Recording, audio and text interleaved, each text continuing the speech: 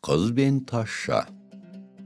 Bұрынғы өткен заманда бір қыз патша болған екен.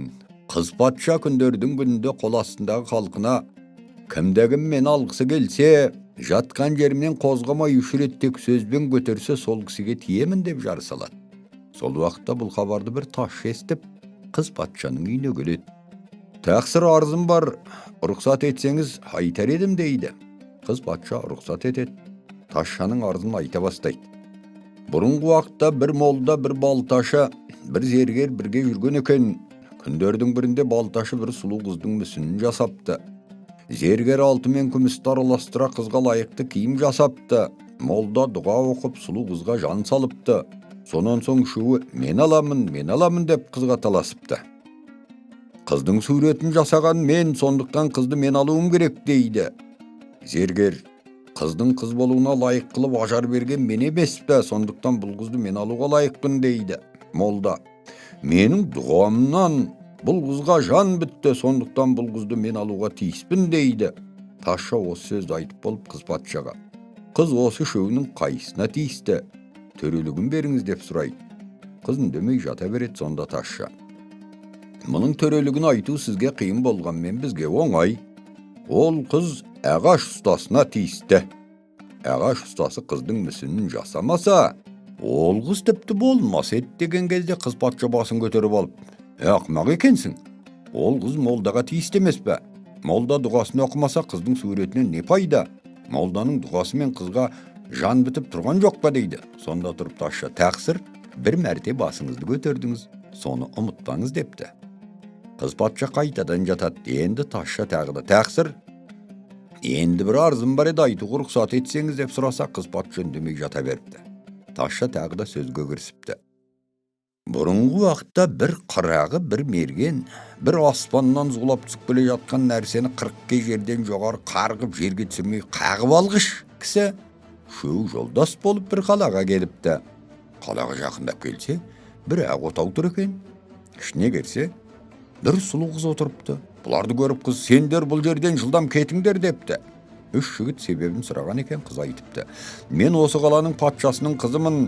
Көп жылдан бері қаламызды бір айдаһар мекендеп келеді. Әуелі келгенде ол қаламызды ойран қылып, адам атаулының шетінен жұтып, тауысып бара жатқан соң менің әкем сол айдаһармен сөйлесіп, оның әр күнгі тамақ үшін бір қыз беруге уәде қылған еді. Сонан бері күн сайын бір қыздан бере енді қаланың қызы таусылды. Бүгінгі тамақ үшін кезек маған келіп отыр. Міне айдаһардың келетін уақыты болып қалды. Сендерді менімен қоса бірге жеп кетер, жылдам кетіңдер деп отырғаным сол депті. Сонда бұл шөнерпаз өзді-өзі ақылдасып: біз Құдай бұйыртса сол жыланды өлтіріп, бұл қызды және қаланың адамдарын бұл жыланнан құтқарып аламыз. Сол үшін үйдің қасынан жер қазып, жасырынып жатайық дейді. Олар жер қазып алып, жасырынып жатып, ұйықтап қалған екен. Бір уақытта бір адамның ойбайлаған дауысын естіп шошып оянып қараса, айдаһар қызды алып кеткен екен. Айдаһардың қызды алып алыста ұшып бара жатқанын дереу мергенге көрсетеді. Мерген көз ұшындағы айдаһарды нақ тамағынан көздеп атқанда, оқ көздеген жерінен тиіп, айдаһар табанда өліп қалады. Қыз өлген айдаһардан босанып, аспаннан жерге қарай құйылып келе жатқанда дереу қағып алғышқа қағып ала көр деседі ана екеуі. Қағып алғыш 40 жерден секіріп жоғары ұшып қызды жерге түсірмей қағып алыпты. Бұл үшеуі қызды аман сау патшаға әкеліп беріпті. Сонда бұларға патша айтыпты: барлық дүнием сендердікі, және қызымды да үшеуіңізге бердім. Өздеріңіз келісіп, біреуіңіз әйелдікке аларсы депті. Сонда бұл үшеуі: қыз маған тиіс деп өзді-өзі таласады. Осы сөзді айтып болып ташша қыз патшадан сұрайды: осының төрелігін беріңіз. Қыз айдаһарды атып өлтірген мергенге тиісті ме, болмаса көрсеткен көргіш қырағыға тиісті, я жоқ қағып алған қаққышқа тиісті ме дейді. Қыз патша жауап бермей жата береді. Сонда ташша: төрелігін сіз бермесеңіз мен өзім беремін. Меніңше қыз қырағы көрсеткішке тиісті, себебі ол көрсетпесе жылан қызды алып құтылып кетер еді дейді. Жерге түсірмей 40 құлаш жерден қағып алған қаққышқа тиісті, себебі қыз жылан жесе де өлер еді. Мерген жыланды атып өлтірген соң жерге құлағанда да өлер еді. Қыздың тірі қалғанына себеп болған қағып алғыш емес пе дейді қыз басын көтеріп. Sonda taşşa, "Taqsir, unutpаңыз, basыңızды osымен 2 ret көтердіңіз" deydi. Budan keyin kız patşa qaytadan jatıp kalıptı. Taşşa tağda aytat. "Taqsir aytatın akırga arzım var. Burungu zamanda 2 kaşkın joldas boluptu. Biröw bir baydın malayı, ekinçisi patşanın jigiti eken.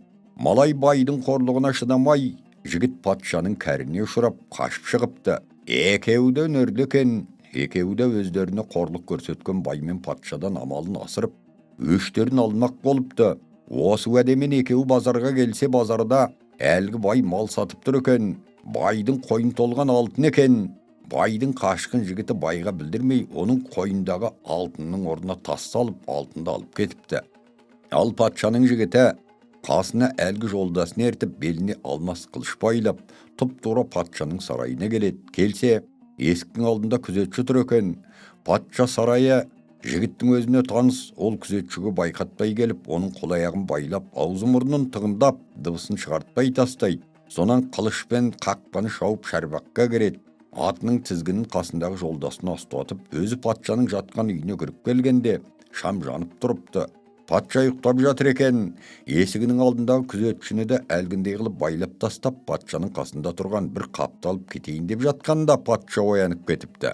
Sonda elgi jigit öz baylap tastagan küzetçinin mıltığın koluna alıp, karavul sekilden tura kalıptı. Patşa muну özünün küzetçisi eken dep, "Жаңа bir түс gördüm, жолбарыс kelip, esigimdegi küzetçimdi alıp vurup, özüme karap jügürgende korkup oyanıp kettim" deydi. Sonda jigit, "Taqsir, burungunun makalı var, түсіңde korksaң, oyanganda kuvanasың degen. Sizge Kuday kuvanış beredi eken" deydi.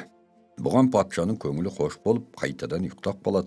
Patşa yuktagan soň jigit patşany buundurып öltüret de altının alıp ketet. Taşşa o sözde aytıp bolup, kız patşadan "Taqsir, osu ekebinin kaysı batır" dep suraptı. Kız patşa ündemegen soň taşşa, "Munun törelігini aytуу sizge kıyın bolganmen magan oňay. Kalay degenmen, ata babamdan beri qaray, törelik aytıp gele jatkan tukummun goy. Men bulay törelik aytamın. Tapatal tüste bazarda, barşa adam jürgen wagtda, baydın koyundan altında alıp, ornuna tas salıp ketken jigit, tünde patşa sarayına tüsken jigitten anagırlım batır dep esepteymin" depti. Sonda kız patşa basın göterip alıp, "Akmak bolmasaң, 2 küzetçisin baylap tastap, patşanın tüsün jorup, yıktatıp, onu men koymay patşanı buundurып öltürüp, altının alıp ketken jigitten eşkimnin erligi ozbayt" depti. Sondan soň kız patşa osu basın üç götertken taşşaga tiyip, taşşa muratına jetken eken.